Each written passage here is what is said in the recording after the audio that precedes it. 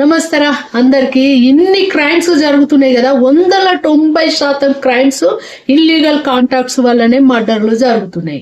భార్య అడ్డం ఉందని భార్యను చంపడం, భర్త అడ్డం ఉందని భర్తను చంపడం, కొందరైతే పిల్లలను కూడా చంపుతున్నారు. కానీ ఇలాంటి వాళ్ళను నిజంగా ఏం లేదు, దేవుణ్ణి అడగాలి మనము.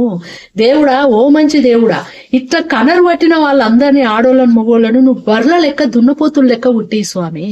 వీటికి ఎందుకంటే రూల్స్ రెగ్యులేషన్స్ ఎవరు అడిగేటోళ్ళు ఉండరు.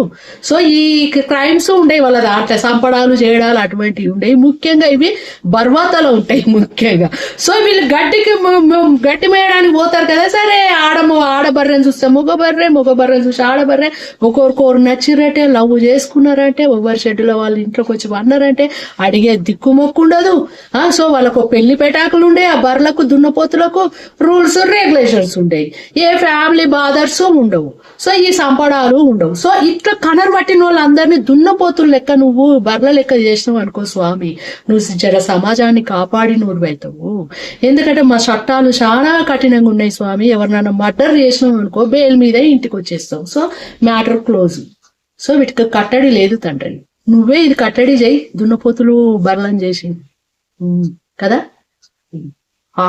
మొగోళ్ళు అయితే ఆడేళ్ళు చచ్చిపోతున్నారు అన్న, రియల్గా చెప్పాలంటే.